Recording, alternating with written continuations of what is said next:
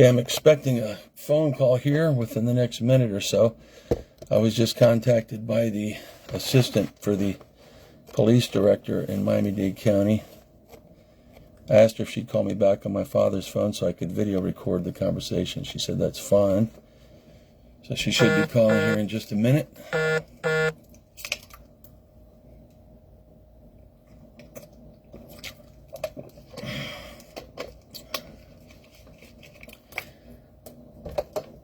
At 8:45.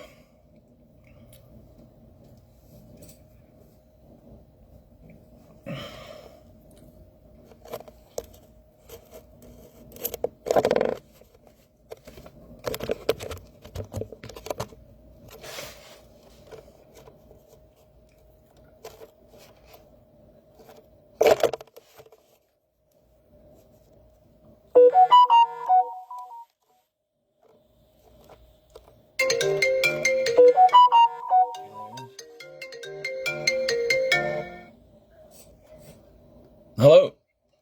Hello, Mr. Winchek? Speaking, yes, hi. Hi, Mercy Perez. Okay, so again, I just turned on my video camera, just video recording the conversation. You called me about 20 minutes ago. I asked if it was okay with you if I recorded the conversation, if you could call me back in 20 minutes, which you're doing now.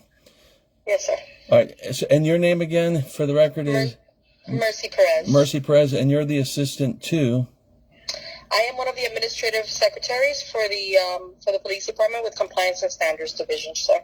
Okay, and the director is George? George Perez. George Perez. Okay. So I just wanted to put that down for the record, and I appreciate you giving me the opportunity to record this conversation. As I indicated, it's a very profound issue. And because I'm recording the conversation, I just want to state a couple things, for the record, because it's relative to what I'm going to talk with you about. I'm a person, along with really millions of other patriotic Americans, who believe that what we have is God-given, inalienable rights, and that our rights are not given to us by politicians. They're not given to us by the government. They're not given to us by the crown. They're not given to us by the Constitution or the state constitution or federal civil rights, but rather all of those laws that exist, the Constitution, federal civil rights, U.S. codes, were all put in place to protect our God-given rights and to uphold law, right? Because we're a nation of laws. Correct, sir. Okay, so having, agreed upon that, I'm also a person who believes that government officials are not above the law, that they are subject to the same laws that we're subject to. Would you agree with that? Yes, sir. Okay, so if I commit an act of battery against somebody, I will be arrested and I will be charged with battery. If a government official commits an act of battery, they should therefore be subject to the same reality, regardless of their position, whether they're a police officer or they're an elected government official. You would agree with that? We'll do investigation. Pardon me? Anybody. Yes, sir. Yes. Okay. So here's the situation. Now that we just kind of got those issues out of the way, I'm speaking with you because I have put forth an effort to file charges of battery against an individual who, because of who the individual is, I suspected right from the get-go that there was going to be cover-up and that there was going to be an effort put forth to not bring charges against this person simply because of who he is. And I'm, of course, going to tell you who he is. But I want to, give you the details. On February 14th, actually on February 11th, I called, and I video recorded as well, live on Facebook. Everything I'm going to tell you was all video recorded. I called the Miami-Dade County State Attorney's Office on February 11th to give them advanced notice that I would be going in on Monday, February 14th at 3 p.m. to deliver a 200-page criminal complaint. Okay, so official legal documents that were put together by Dr. David Martin. It's a 200-page Anthony Fauci dossier with criminal complaints within it that are completely legal, valid, and legitimate. So I gave them the heads up that I would be delivering that on the 11th. They knew I was coming.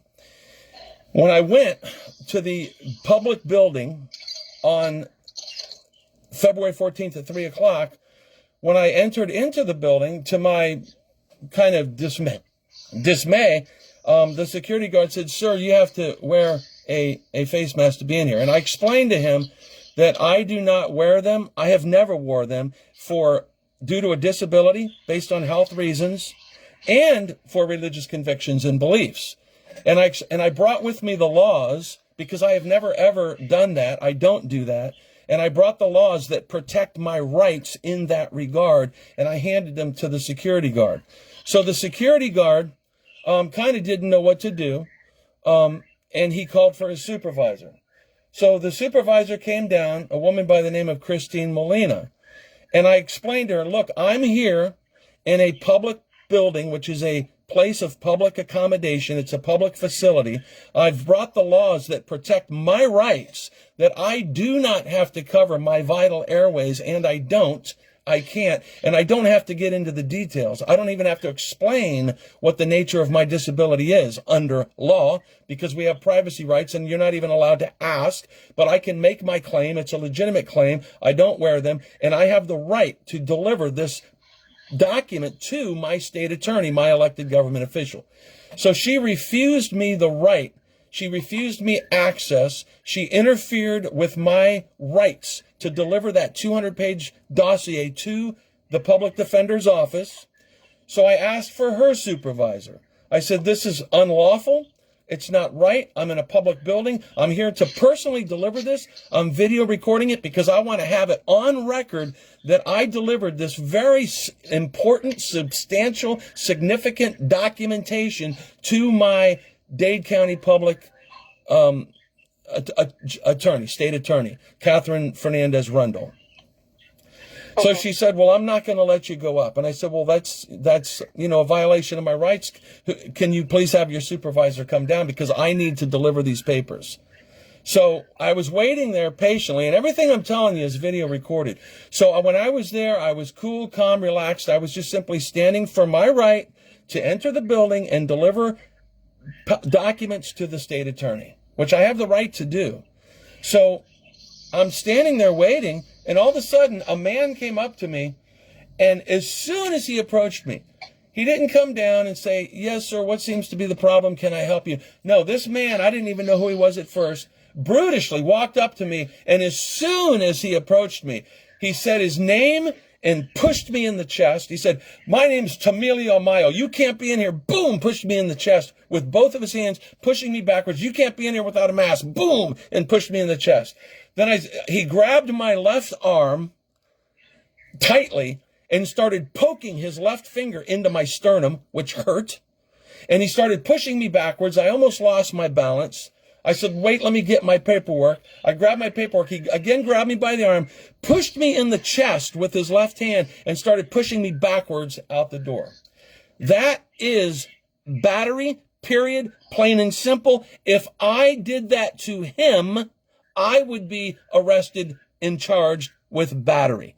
Just because he's a government official doesn't give him the right or the authority to come down and immediately place his hands on anybody. In fact, I'm sure you know the statute on battery. If you touch somebody in opposition to their will, it's battery. And in this instance, I was there already communicating intelligently and politely with a supervisor. I asked for her supervisor.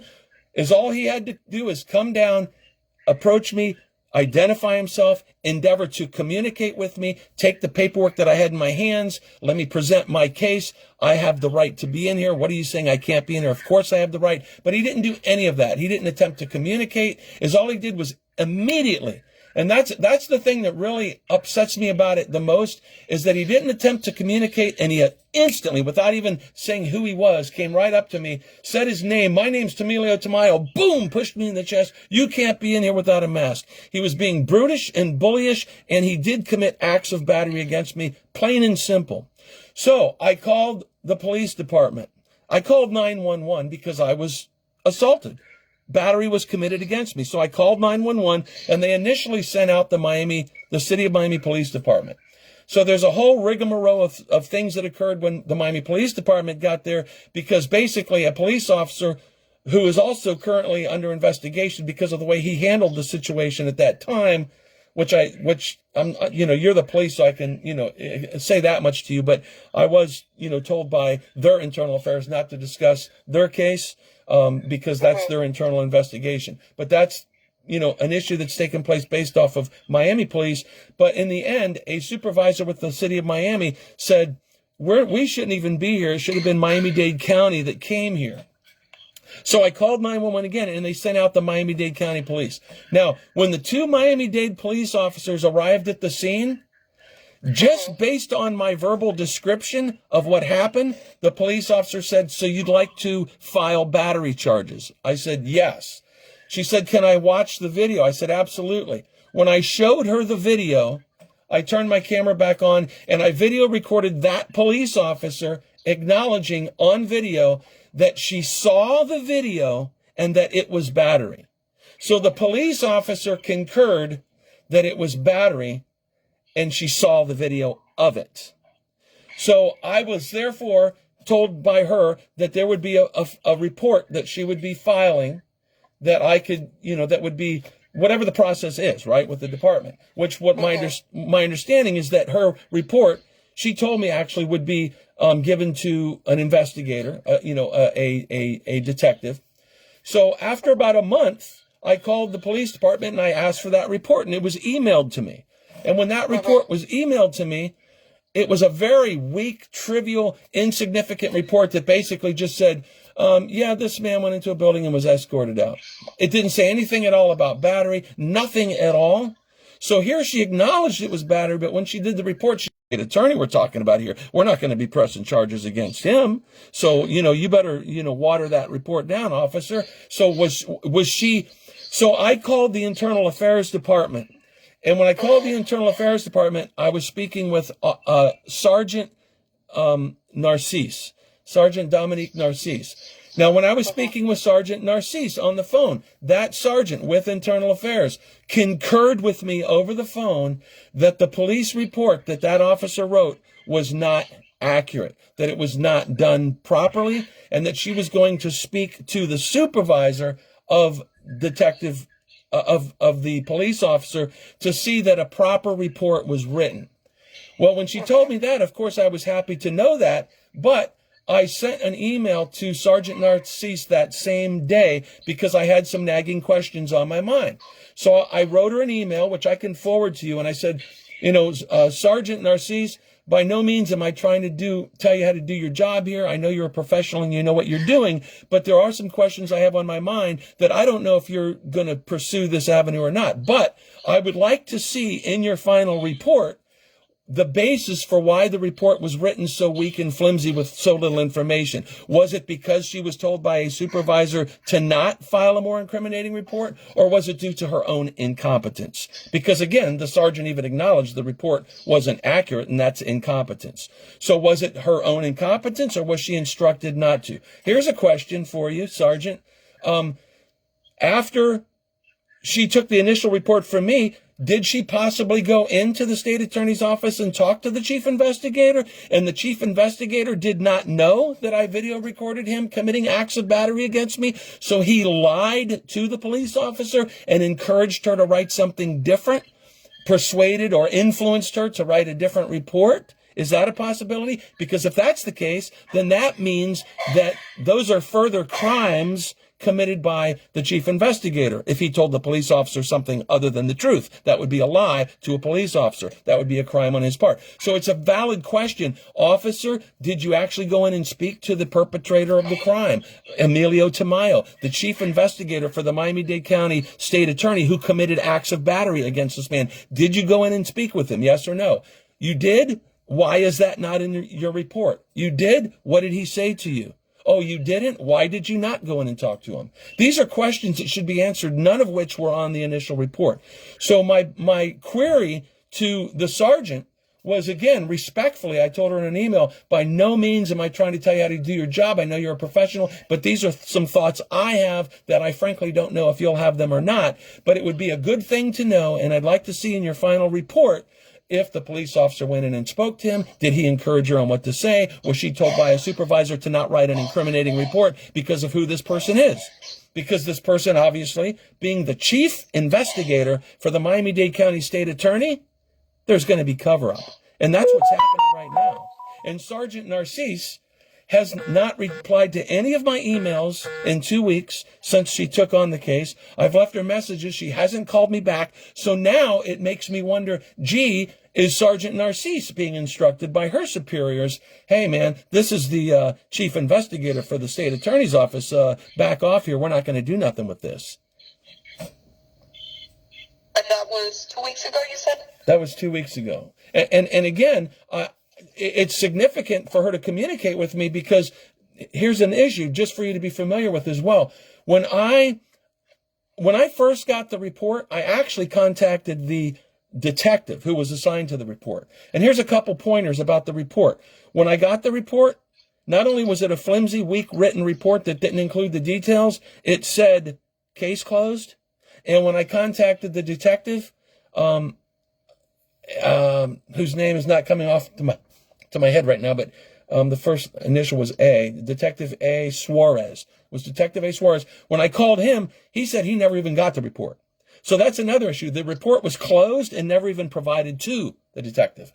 But when I called the detective, he said that he would do his due diligence because I expressed to him my concern about cover-up.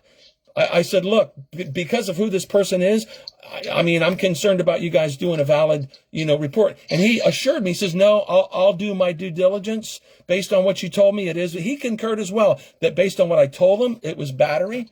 And he concurred that if he needed the video, he'd ask me for it. But he said he would start it on Monday. And Mondays was when I called Internal Affairs and asked to be contacted back. So I called the detective back and I told him, look, I spoke with Sergeant Narcisse, who's looking into this. She concurred that it was battery and that the report was not written properly. So hold off, detective. Don't do anything because you don't even have a proper report right now. So I did call him and tell him that. So he knows that there was Internal Affairs was looking at the report and he was waiting to get a proper report. That's with regards to Detective Suarez. Now, when Sergeant Narcisse failed to respond to my email and didn't call me back when I left her messages, because again, the nature of me wanting to hear back from her was simply, Sergeant Narcisse, I just want to know that you got my email with these nagging questions, because these questions I believe need to be answered. And I just want to know that you got my email regarding it. I even left her a voice message to that effect, and she didn't even call back to tell me she got the email. So the question is, well, gee, did she get the email? Did she not get the email? Because when I first tried to email Detective Suarez and when I tried to email Sergeant Narcisse from my usual Gmail account, which is MikeSingerMusic@gmail.com, they both indicated they didn't get my email. So I went to an obscure email that I haven't used in a long time with Google, MikeSingerGlobal@gmail, and they got it. And I thought that was a curiosity. Why is it that the email I so frequently use with Google, they didn't get, like as if it was being blocked? But when I went to an obscure email, they got it. That was strange to me. So then on top of that, I said, look, I don't even know, on the message I left her, I said, I don't even know, I just want to know you got the email. I just want to know that you got my, and then of course I left a message again with those nagging questions. I'm not telling you how to do your job by no means, but please, get to the bottom of these questions. I'd like to know you're going to do that. So she didn't even return the call within 2 weeks. So that makes me suspect that now she's also in the pickle. And what's the pickle? That the police department is now being in the precarious, uncomfortable position of having to write an incriminating report against the chief investigator for the Miami-Dade County State Attorney. Okay, let me see.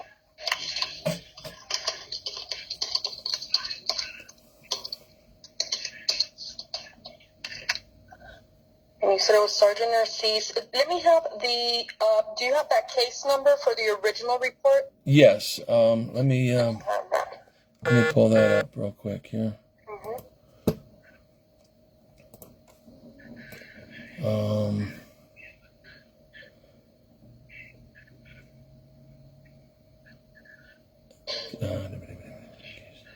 I've got so many files. I'm trying to remember what I titled it. Okay. Assault. Assaulted affidavit. Assaulted. Miami-Dade. Okay, here it is.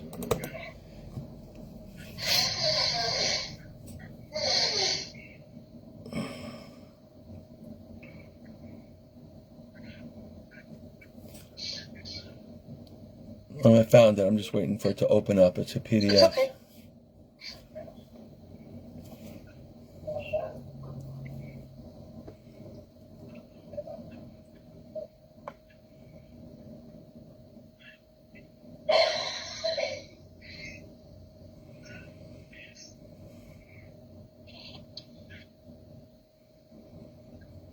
And again, whatever you need, I'll be more than happy to forward you, the video showing the assault. I'll forward you the police report that I got. I can forward you all this information if you want me to do that. Yeah, that would be great. The Professional Compliance Bureau, which is our internal affairs, our internal affairs section is within the Professional Compliance Bureau, is actually under my assigned chief. So I am actually putting all your information into an email, which I'm going to send to the major from the Professional Compliance Bureau, the major and the captain. Okay. And to have someone contact you as soon as possible. I told them you spoke to Sergeant Narcisse. You haven't not heard back from her for the past 2 weeks. She hasn't answered any of your emails or phone calls. Is that correct? That's correct. And it's all regarding the battery which occurred at the Miami-Dade County State Attorney's Office. Correct. So what I am going to do is, like I said, forward me the information that you have, the video. I'll include it in my email to them. Okay. So that they can have everything that I'm going to refer to in the email. They can have the videos or PDFs of. Okay. And that way you will be receiving, it's either going to be one of the lieutenants and most likely Narcisse's supervisor, who will be giving you a call back. Okay. And then if you don't hear anything from any of them within a couple of days, please do call me back. I'm going to give you my personal cell phone number so you can call me and contact me. Okay. And I will make sure that you get a call from one of the supervisors there. Okay, I appreciate it. All right, so no problem. So for starters, what's the cell number? I'm gonna give you my cell phone number. It's 305. That's correct. Yes. All right, and I'm gonna give you the original police report number right now, just so you have it. But I'm gonna email all this to you. Okay. All right. Go ahead. It's PD 2202 1405 1285. Okay, I'm gonna repeat it. PD 2202 14 05 1285. Correct. Okay. All right. So as soon as we hang up, I'm gonna email you everything that I have, and I'll actually call your cell phone after I email it, a few minutes after, because another, that concern I mentioned earlier was kind of weird to me, how both the detective and Sergeant Narcisse never received an email coming from my regular email address. So I'm going to email it from probably a different email address, but I'll call to make sure you received it. Okay, no problem. And like I said, as soon as I receive that, I will attach it to my draft email here, and I'll send it to the major and captain of the Professional Compliance Bureau. I'm also copying Chief Gina Vieto Dominguez, who is their supervisor. Okay. She's the chief over the PCB, and their secretary also, so that everybody can be aware of the situation, and you'll get a phone call, like I said, within a couple of days, for sure. If not, you give me a call back, and I'll personally will call them and make sure that they do contact you ASAP. All right, and also, this video recording that I'm doing, I will edit out your personal information, and then I will email you a video to this conversation as well, because I've been recording everything because I believe in documentation. You have to document. So I'm always, anything I do, I'll record on Facebook. I'll upload it to my video channel. I'll make sure that I send it out to all, appropriate persons. And that's the other thing. I've been doing that. I've been doing that for 2 months, and it's amazing to me that, because again, this simply comes down to the simple fact that Emilio Tamayo, the chief investigator for the Miami-Dade County State Attorney, did in fact commit battery against my person, and I've immediately did everything I could to see that justice was done. In other words, if I did it to him, I would have been arrested and charged with battery, and he's not above the law. He's subject to the same laws, and he doesn't have the right to put his hands on me. He doesn't have that right. Now, granted, right, if I was, being some, hostile person and I was aggressive and I was hitting at him, then hands-on kind of thing. But that wasn't the case. I was just standing there calm, respectfully and politely and waiting for somebody to come down and talk to me. Just to be dealt with that was completely unacceptable. It was unexpected. And it was wrong. And if I had done it, I'd have been, charged and arrested. So the same thing needs to happen to him. It's just that simple. So I'm going to send you, as soon as we hang up, everything I have. And again, this conversation we're having, because we're discussing it. So anybody, up the line that wants to even just listen to this conversation, they can, hear my testimony to the whole thing that's been going on. Because I've been, from the beginning, I was sending emails to the state attorney, letting her know what happened, and never even got a reply from the state attorney. Not one. Of all the emails I sent, did I even get a reply? Nothing. It's every email. I've sent out numerous emails to numerous persons. And for the record also, because of the nature of this, I contacted the governor's office and I contacted Attorney General Ashley Moody's office. And I actually had somebody from Attorney General Ashley Moody's office contact me. And I have that conversation video recorded, and they said, yeah, everything you're saying is true, and this is accurate, and this is serious. This is a grave matter. We'll look into it and see if there's anything we can do. So it's becoming an issue now of seeming cover-up, right? Seeming cover-up from the low level and gradually working its way up, from police officers to sergeants that work for internal affairs. And theoretically, is it going to get to the point where the major is told by somebody, hey, this is the chief investigator for the Miami-Dade County State Attorney we're talking about here, man. You know what I'm saying? Is it going to keep being, how far up the line is it going to be repressed? How far up the line will cover-up go? That's essentially what I'm working with right now and dealing with. Okay, I'll definitely have someone call you. Your last name, the spelling, I want to make sure I have it correct. Is it S-H-A-I-C-K? Yeah, it's actually V like Victor, A-N, and then a space, and then capital S-C-H-A-I-C-K. Okay, Van Schaik. Okay. Yeah, and if I could just, kind of a side note, I wanted to ask you this at the outset when I was just clarifying my position on things.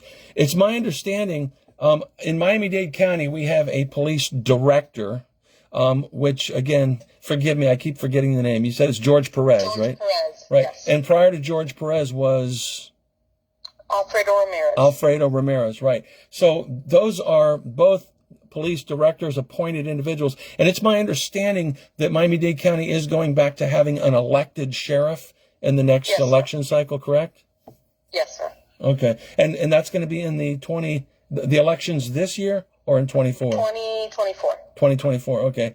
And just for the record, too, so you know, many, many people have asked for me to run. I won't be able to because, unfortunately, in politics, you need money to run.